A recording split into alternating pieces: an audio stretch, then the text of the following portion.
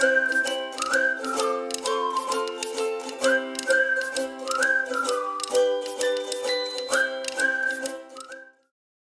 everybody. We're back today with another episode of Howie's Hometown Heroes, where we feature business owners, entrepreneurs, and community members who are doing extraordinary, amazing things right there in their own community, sometimes across the country, sometimes in other parts of the world. Today, we're in this very cute town called Jamesville, Wisconsin. I never heard of that until I met Nate, but I'm going to learn all about it, which I'm really excited for. That'll be a lot of fun. So let me tell you a little about Nate. He's a real estate investor. And he'll tell you a little about that business and how that's transformed his life and the lives of the people in the real estate world that kind of he worked with. But really, one of the things he's real proud of, he's got two kids, 11 and 3, who are, I don't want to call it rambunctious, is not the right word, but they're kids and they run around, they do all kinds of stuff. So I'm certainly resonate with that. I love kids too, as long as they're somebody else's. But I love Nate's kids too. I haven't even met him yet. But what he's really, really proud of is he started out as a social worker. So think of that, helping people out in families in a way, and transitioned into real estate investing. And it sounds very different, but the way he describes the way it works is really a pretty seamless transition. So we'll talk a little bit about how that came about and how that kind of stuff works. So thanks for being here, Nate. It's going to be a lot of fun. Howard, pleasure's all mine, brother. Thank you so much for having me. This is awesome. This is going to be fun. So tell us, what's a fun fact about you? Interestingly enough, Harry Potter and myself share the same birthday, July 31st. I didn't know that was a thing, that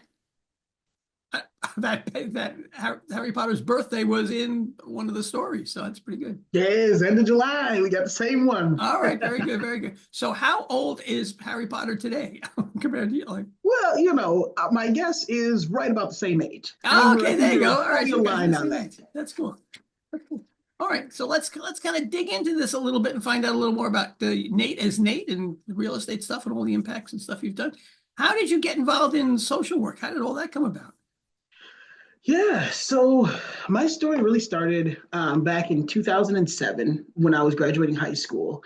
And I knew two things. I knew that I liked numbers and I knew that I liked money. I had no idea what I wanted to do, but I knew I liked those two things. Okay. And so I went to University of Wisconsin-Whitewater and I landed an internship with WPS Health Insurance through an organization called Inroads. And I thought that I had made it. Stars, planets, everything came up Nate because it was a summer internship and I was getting paid like $13 an hour. Oh, yeah. Like, big money. Big money. Big bucks, right? So I'm like, this is awesome. And I was there for 3 consecutive summers. So if you line them up, each summer is like 3 months long, so 9 months.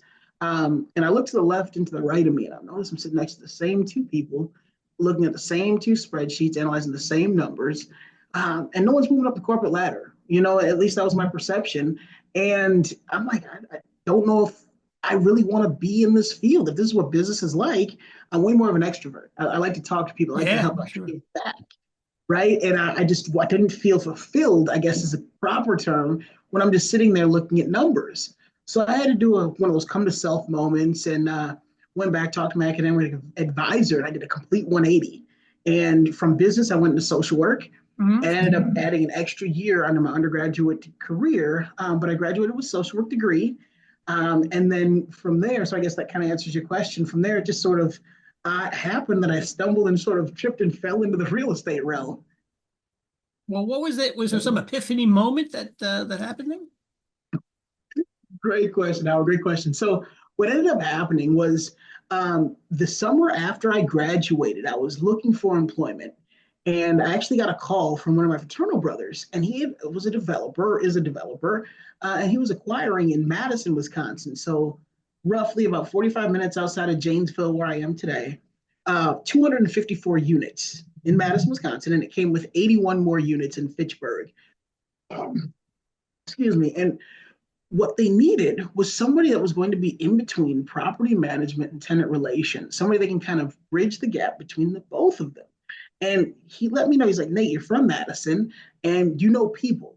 And I think that this might be a really good fit for you to be able to try to help with personal growth and development. So the long and the short of what that looked like is I created and developed the program, and I can take none of the benefit or the credit to myself. It was all from the minds of all of our residents. I sat down. We had a vacant unit in one of our buildings, and I ran 3 different meetings a day for about 2 weeks at a time, one in the morning, one in the afternoon, and one at night.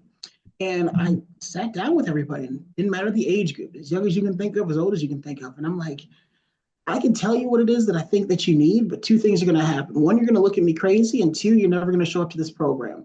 So how about we do something a little bit different? How about you let me know what it is that can benefit you and your family, your loved ones, and then it's my job, my responsibility to go out into the community and bring those assets here so that way we can all benefit from them. So to date, what that looks like is we've got after school programs, we've got credit repair, financial education, nutrition classes. We run backpack giveaways for our back to school drives. We do a plethora of different things. So again, I kind of tripped and fell into the real estate realm, but that was really my crash course into what it looked like from somebody from a developer standpoint in acquiring assets, but then also put me into a position that I understood, which is real estate and people. So I got kind of the best of both worlds, and I've been there for over a decade. Wow. So I think that's, to me, that's really fascinating, right? So my perception or my head trash, real estate and money and stuff like that, developers, they just care about the dollars. I mean, they're nice. I'm sure they're very nice people, right? But they're looking at the dollars, even though their real customers are the tenants, right? And Correct. really, and you want to keep them happy. Well, I don't want to put words in anybody's mouth, but just want you as a property manager, you just hope they pay the rent. I mean, that's all kind of right. But as the provider of the service, the apartment, yeah, you got to give them what they want, and you're providing that in addition to just a place to live. Right? That is exactly wow, right. That is odd. What a concept! I never would have thought of that. Well, but philosophy behind it, the mentality behind it is, people will enjoy and love more where they stay when they feel that they're growing personally, when they feel like they're safe, when they feel like there's a place for them and they're building a community more so than just thinking of numbers or what have you, or just, month to month. It's more so I enjoy being able to come home. I enjoy calling this place my home. I enjoy pouring back into the community, and I enjoy learning from the assets that we have and the amenities that are provided within the community. So that's sort of the thought process behind it. There is I think there's a thing in the real estate world about I won't say not cleaning up your yard, planting flowers and trees and making your front yard look nice. There's some pride you get with that, and that's part of the things you guys do too, right?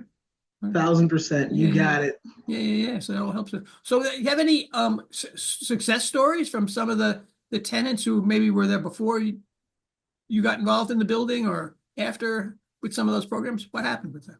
Yeah. So quite a few, but just one that comes to mind. I've been here over a decade, and just one gentleman that comes to mind is by the time when I met him, I'll put it this way, he was 10. Right. And so he was going through school, and it was awesome to be able to see him go through middle school into high school and be able to be there for support with our after school program, assist with homework. And then he was actually getting recognized before he graduated from high school for some of the amazing things that he was able to do to pour back into the community. So it's one of those things, especially from the trajectory and the longevity of the time that I've been here, where I'm able to see year after year, the growth and some of the development and some of the ambition and drive that each one of our residents has, and to be able to take to the next level. Another person was somebody that was interested in trying to find employment, and we were able to go through mock interviews, resume construction. We put them through the literacy network to be able to help on obtaining and receiving the GED or the GSED, and to be able to see somebody walk across the stage after they've made that accomplishment, doesn't matter the age of the person. It's rewarding, it's fulfilling, and it feels as though you're really giving back, and you want to celebrate those wins. So for sure. Two different instances. I mean, those are great stories. And you always hear. I don't want to say a lot of people that I know in some of the circles that I'm in. Everybody wants to help somebody else. Right? That's just kind of a natural human thing most of the time. But you don't hear that from real estate developers. I mean, like really, but but it's such a natural fit. You're paying to, cut the grass or take the trash, picking up the trash or whatever's going on in your building. But not taking care of the tenants in the way, just as humans, what a great concept to put that together. So Thank you, that's thank you. really And very, I and you're realized, making some money too. I mean, that's the yes, yes, indeed. And honestly, that kind of brings us into like the next part of the segment as well. And I realized within the first couple of years that I was working here, being boots on the ground, that I loved watching and witnessing the developers and those that were acquiring assets and those that were in like the management space. Mhm. Because I was boots on the ground, I didn't hold any stake. I didn't, I was just there working with my social work degree and I enjoyed it, but I wanted to be able to take my life and my trajectory to the next level towards like financial freedom, and the ultimate goal of providing a legacy for my two kids. Sure. And so what I ended up doing was I did some soul searching, I did some reading, and I actually decided to become an owner myself. So in 2017, I bought my first duplex. And then from there, what I did was I house hacked it. I moved a roommate in for the upper unit. And then for the lower unit, I was able to rent it out. Tons of horror stories, tens of thousands of dollars wasted because I did not have a close mentor or coach to be able to walk me through it because I was uh, thinking of real estate as a me, I, and See, yeah. that was my very first mistake that cost me a ton. And just to give you kind of a point of reference to it, within the first 10 months, I had tenants that were not paying rent. I had a water heater that was broken, what left me with 6 inches worth of water. Oh I my had a God. stack of this high, I BS you not, of police calls to the property because Oh, I just wasn't screening properly. I yeah. didn't understand what it was like to be able to be on that ownership side because the moment you saw your name on the dotted line, you now become an electrician, plumber, the Yeah. homeowner, the neighbor, the Sure. landlord, like all of these things fall on you, rather you're trying to subcontract them out or whatnot, but the obligation and responsibility is solely on you. And that's the way that I looked at it. I'm like, this is me. I got it. I'll figure it out. Boy, I failed miserably, but it was fine. From there, I was able to grow and I found a coach. Shout out to Nate Barger, who does the Burr Invest Academy. And he was able to sort of swoop me up during the time of COVID and taught me a little bit about the Burr strategy and wholesaling. So after we bought that one, we bought a single family. Then what I did was I ended up getting into a little bit of wholesaling where I got a contract, a property under contract, and I ended up wholesaling it from my wholesale company to my holding company. And then from there, I was able to pay myself. And it had two fires on the property. So it was the lower unit was renovated, but the upper unit totally done. So it was down to the studs. So I became my own general contractor. I took the exam. I was able to hire some subs underneath me. We Oh, got the job done. Yeah, so I've been through the whole gamut that way, and I loved it. But once my fiance and I we sat down and we got to talking, we're like, with her W-2, two kids, and my W-2, still working the W-2. The best case scenarios, we might only be able to do 2 to 3 of these a year, albeit whether it be fix and flips, wholesales, the turnkey, doesn't matter. We just didn't have a ton of time. So we're like, how can we scale? And that's how Eden Capital was formed. Eden Capital was ah, formed last year, April. And what we are is we're a syndication firm. We're taking that same kind of philosophy of financial freedom and creating legacy, and we're just extending our hands to folks that are interested in partnering with us. We have a general partner team, and then we have limited partners. And limited partners and general partners work together in tandem. And what we do is we acquire multifamily apartment buildings. Value add strategy is our play. And when we find a property, we get it under contract. If the numbers look good, we put the offering out to those that are interested in investing and partnering with us. mhm. And then from there, our team executes and takes care of the business plan. Passive investors just get to relax, get to sit back, and what we like to coin the phrase or call the phrase is mailbox money. So Yeah. where they just get to relax and receive the mailbox money every quarter. And we're taking care of all of the headache. If there is any, it's the tenants, the toilets, the trash. That's not anything that an LP or a limited partner needs to worry about. They're passive investors. Our team takes care of it. Today, what it looks like is January, we closed 12 units. Oh, About 3 weeks ago, we closed on 54 more units, and we're uh-huh. back in acquisition as we speak. So, just a little bit about how I started with social work, stumbled into real estate, and now I'm kind of Yeah. like both worlds. Well, very good, very good. Well, this is really cool how you get trajectory, the continuum of moving forward. And then once a property is up and running, do you keep it or do anything else with it or Yeah, refinance? so How's it work after that? great question. Every deal is property specific. So our team sits down and will identify and see what the best course of action is for a particular asset. For instance, with the 12 unit, we wanted to hold it for about 5 to 6 years. Oh, okay, that's a good point. Looking Okay. at some of the data points, we're thinking that the best case and best time for us to be able to sell would be to exit in about 5 to 6 years when cash flow is optimal, which will Ah, then return a nice amount of money to investors on their capital that they invested. yep. But during the hold period, they'd still receive their cash flow. They'd still get the appreciation, depreciation, and the tax write-offs. Same kind of situation, very similar with our 54 unit as well. Okay. And it's more zeros after the numbers, the bigger the building is. Right?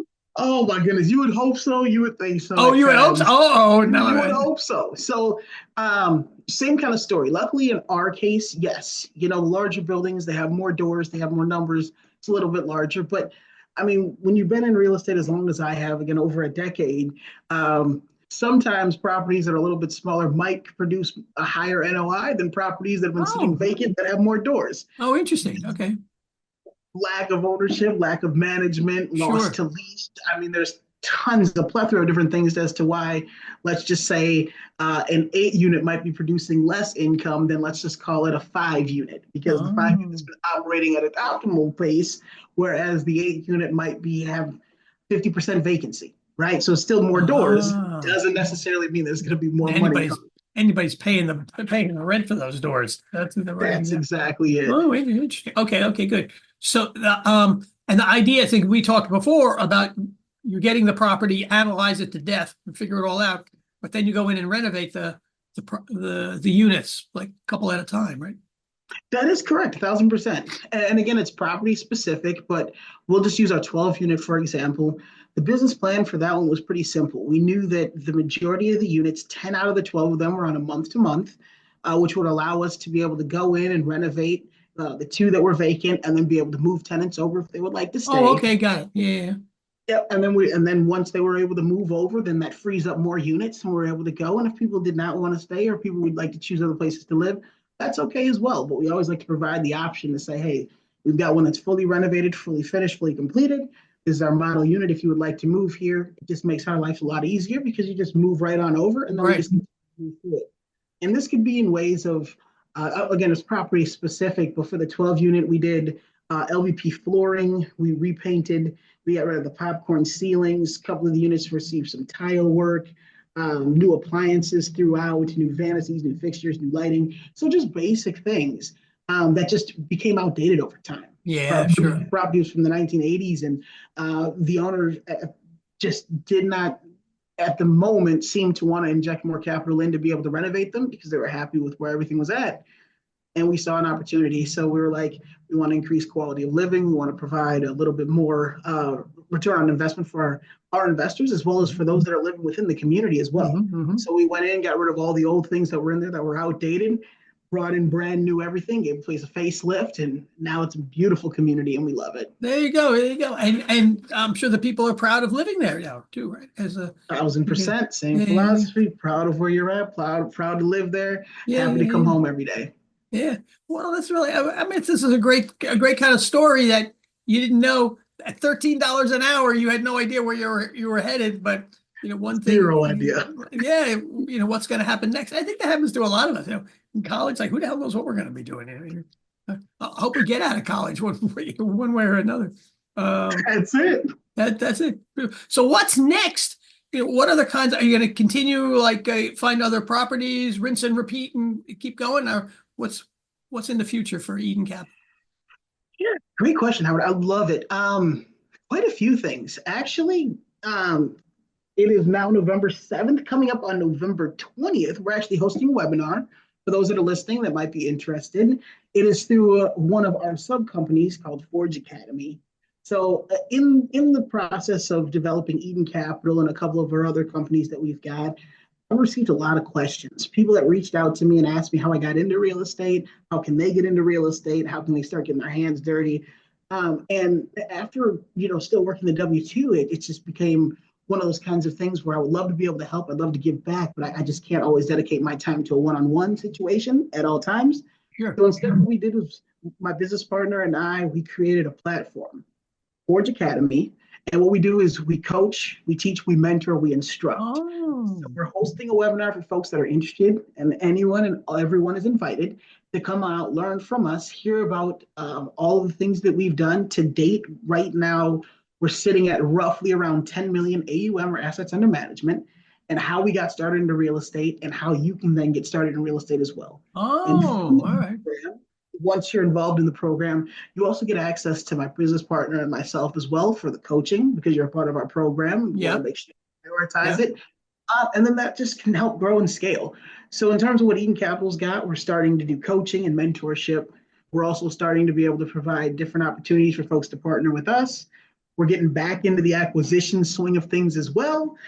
So yes, we're always growing, always trying to develop, always willing to try to network and help and give back. So that's just kind of our thought process for the next, let's just call it, I think so. 12 to 14 months. So that's awesome. So kind of what I'm hearing is you started with, I think that all goes back to social work, right? You get into social work because you like helping people and build some relationships and all that kind of stuff.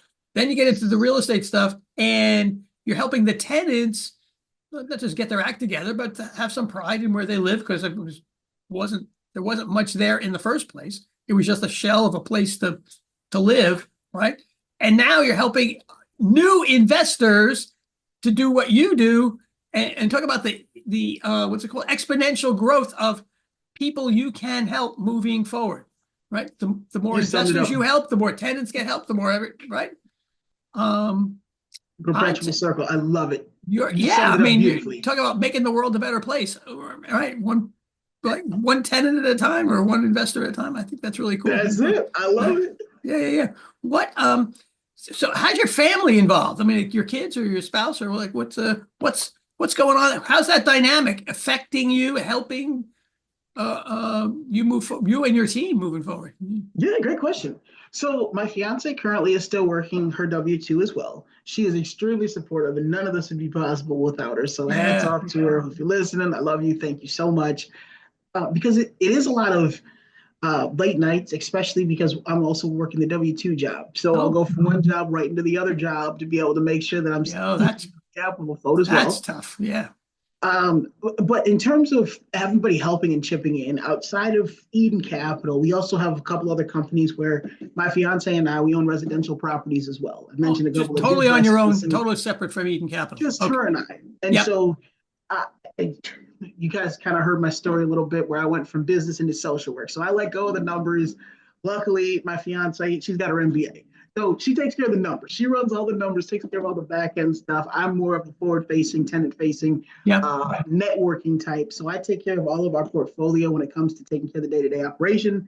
My son, as of recent, has started to get his hands dirty. He actually just helped me change the transition strip when we had a tenant emergency call. Wasn't really an emergency. Come on over. Something's coming up. Just transition strip. I actually sat back. I got to watch him work. I'm like, hey, 11-year-old. Wow, that's good. Yeah. 11 years old. I'm like, here, go for it. This is what the family does. This is our family business. You got it. So, and he enjoyed it. He loved it. Did it by himself. Wow. Like, awesome. So we're slowly starting to, get the momentum going as we're doing that whole thought process of generational wealth. Yeah. The whole process of creating a legacy and teaching as we go, and kind of instilling into our children as they see how we operate, how we communicate, the things that we track, the metrics, the KPIs. We have those conversations around our children so that they can be involved in the conversations. And I'll tell you an interesting story. This was about 6 months ago now, 6 or 7 months ago. My fiance and I were in the kitchen, and she was doing, I believe, washing a cup. I remember it like it was yesterday. She's washing a cup at the sink, and I'm sitting down and we're just talking. And I'm drinking some green tea, and my son comes in. And immediately I'm like, what happened? Because he comes in, he's like, hey, Dad. And I'm like, oh, no, what's going on? It's either going to be a couple of different things. He's going to ask me for a ton of things, or he's letting me know that he got in trouble. And he went straight to me, didn't take it to Mom. And I'm like, oh, my gosh, what did I get myself into? Weirdly enough, the only thing that he said after he walked in And he looked at me, square in my face, dead in my eyes. He's like, Dad, when I grow up, when I get older, I want to own Eden Capital. Brought a Oh, tear to my eye. yeah. Like that hit me right in the feels. I'm Oh like, oh my man. God, it's out of nowhere. Yeah, Right. But it's from those kinds of small micro conversations that we have. It's from the different interactions. It comes from the times that we take them on those house calls, if you will, whether sure. it be a tenant late night call or whether it be just a quick maintenance emergency. Doesn't matter. Those small things have started to resonate, and I'm so he starts to see the value. And now at the age of 11, he's like, hey, when I grow older, I want to take over. I would Yeah, love to have it. And my goodness, yeah, that yeah, made yeah. There you go. There you go. And that goes for, generations moving forward. And a lot of I think that's a great way to look at it is, I mean, there you're talking about the generational wealth, in your world. We do kind of some similar things, we're helping a family get their financial act together, which makes it a better home for people to live in, regardless of what their jobs they have, as long as they get their financial stuff working. But then that changes, right? That changes that family dynamic for generations to come. And getting people out of that, just like you're doing there, I think that's a great way to certainly change the future and change your family forever. The way it is. So, and probably, thank you. and I guess all your partners too. I mean, we're all in the same mindset.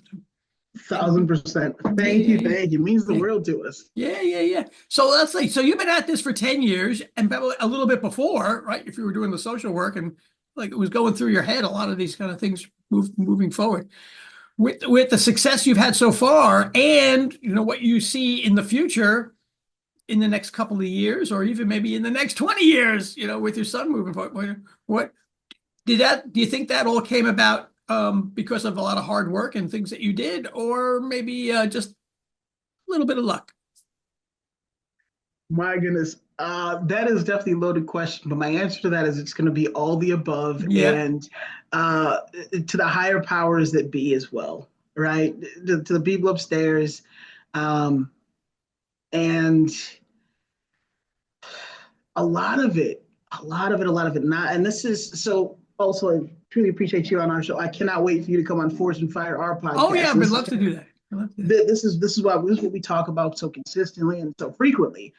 Is that a lot of time the highlights get glorified and a lot of the hardships get overlooked or forgotten.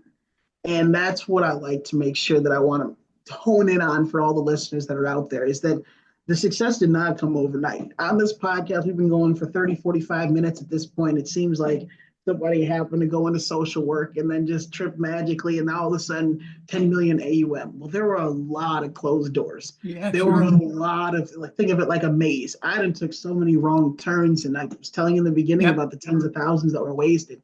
So it's over the course of the next, let's just say 3 to 5 to 20 years, it's going to be a lot of trials and tribulations, a lot of rinse and repeats. It's going to be a lot of growth. It's going to be a lot of development. It's going to be Mm-hmm. a lot of things that we're going to need to overcome and work together. And as me and my partner always call it, go back to the barracks. That's our term and our key word to say we've accomplished one thing, but before we just pursue the next, let's come back and regroup. And regroup, yeah. Structure, let's bounce some ideas off of each other and see the next direction that we want to go. Yeah.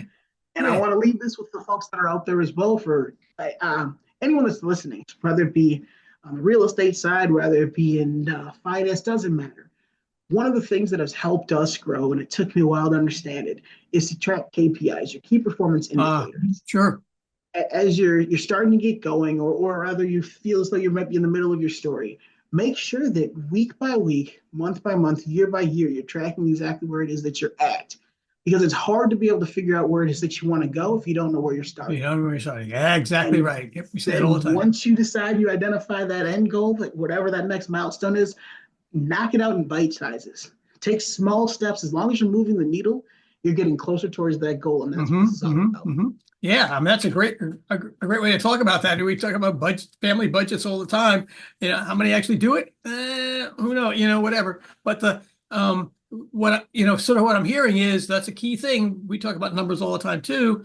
And the other concept we also talk about is in business development is things go from arduous, no matter what it is. You're going to learn the piano, whatever it is. Things go from arduous to momentum to abundance. And you've got to keep keep track of those numbers all the way. But that arduous is the thing you're learning, right? You screw it up, like you said, you had water in the basement or whatever, all kinds of crazy stuff happens. Yeah, as crazy as it sounds at the time, and like, oh, whoa, woe is me, what am I going to do? That's you have to do that. You have to realize that those things are going to happen, and it's the other thing we talk about too is things don't happen to you; they happen for you, right? And there you go. So you can think of it in a lot of different ways. So very I good. agree wholeheartedly. Yeah. So this has really been awesome, Nate. I really appreciate you being on. And for everybody out there, if you know someone who is as cool as Nate, for sure, and has got his act together and success, not only success so far, but you can see lots of success in the future, contact us and we'll get them on the show too. So just remember, whether it's your business, your home, your family, or your community organization, make sure you're keeping track of those KPIs, right? And it's money that make the gears keep turning. So make sure your money is working the right way for you. So thanks for being here, Nate. This is great. Pleasure is all mine. Thank you so much for having me. For those that are listening, thank you so much for tuning in. To be able to find me Oh yeah, on we'll put that Instagram, yep. Real Estate Nate 88. So Real Estate Nate 88. Okay. LinkedIn, just Nate Pharma-Eden as well. I'm sure it'll all be linked in the description below as well. Everywhere. You got it. Terrific, Nate. This is good.